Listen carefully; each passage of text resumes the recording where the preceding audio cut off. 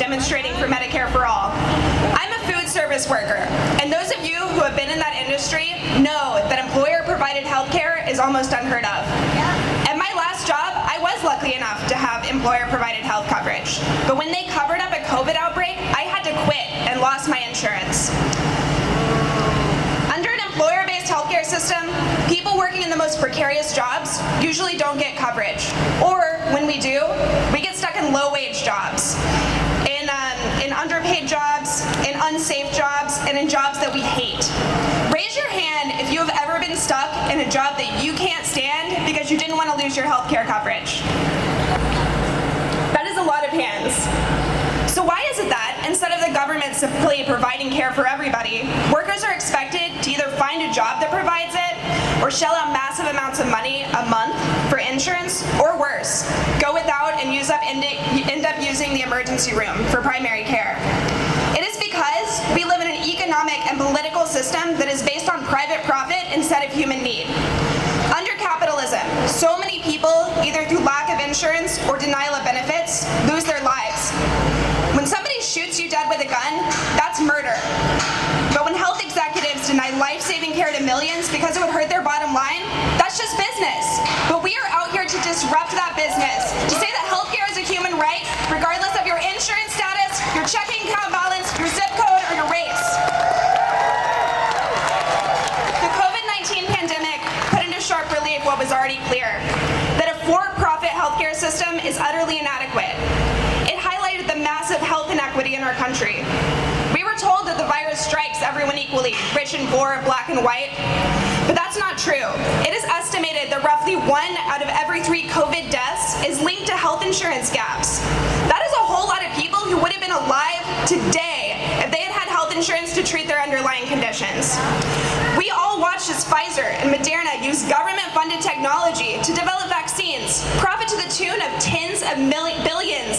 billions of dollars, and then fight tooth and nail to protect their so-called intellectual property, keeping life-saving vaccines from people in the rest of the world.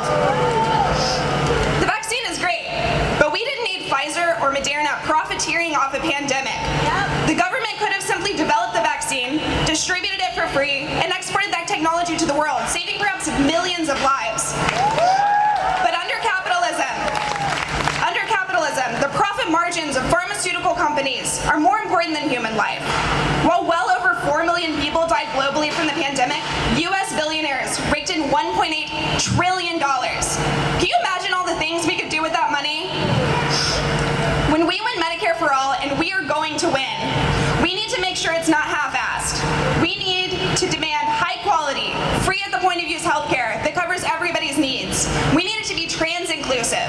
We need it to be available to immigrants. We need a massive investment in healthcare infrastructure in communities of color and poor rural areas, so people don't just have healthcare on paper, they have convenient care right in their neighborhoods. You know what politicians are going to say? They're going to say, oh, we can't afford all of that. Yeah, it's going to be expensive. But if Jeff Bezos can take a joyride to space on a rocket fueled by underpaid wages, then we can take some of that money back from the rich and corporations to meet our basic needs. Speaking of politicians, let's talk about our Senator, Ron Wyden.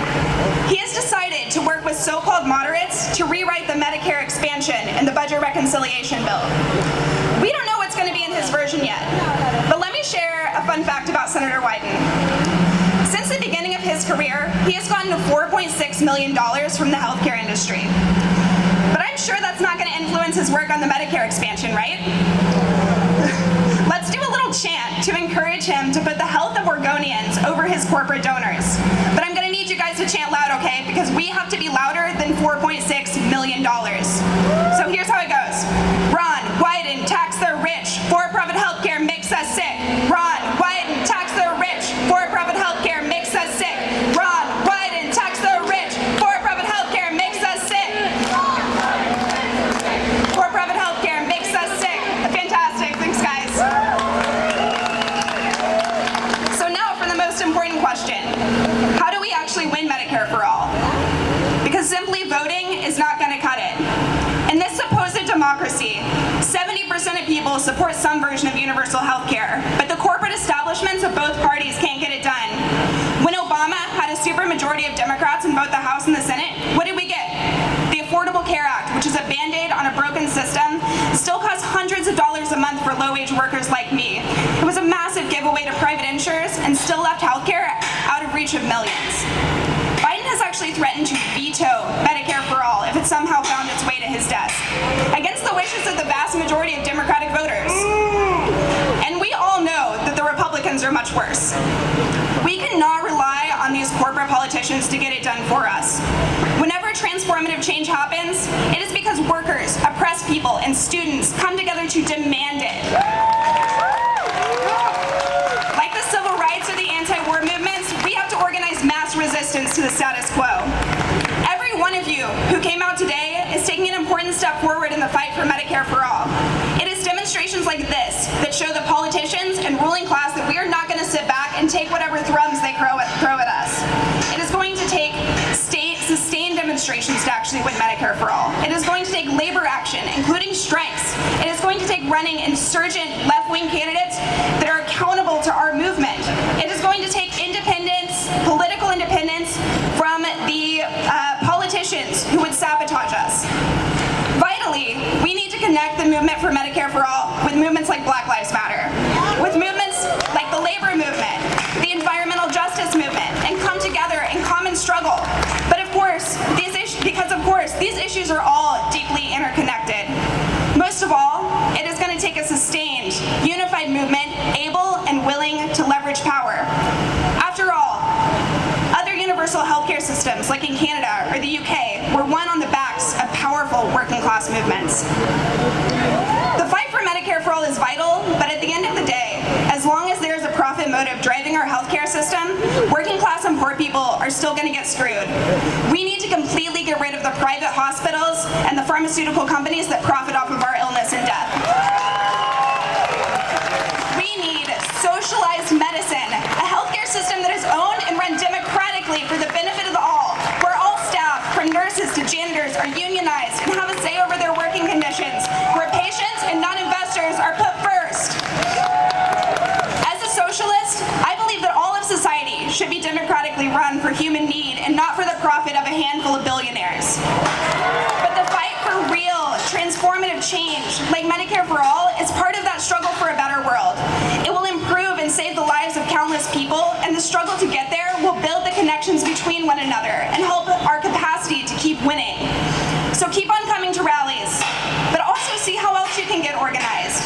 I may be biased, but I think one of the best things you can do is to join with me and the Democratic Socialists of America and organize with us to build the connections between the struggle for healthcare, between the struggles for environmental, labor, and racial justice, to raise consciousness of our collective power as a class to determine our own future, and ultimately to win a socialist world free of exploitation.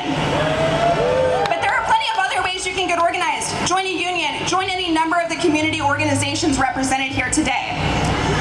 There are a lot of powerful forces lined up against us. The insurance and pharmaceutical companies, for-profit hospitals, the capitalist and investor classes, and the politicians they all fund. But you know what? We can win Medicare for all. We can win socialized medicine.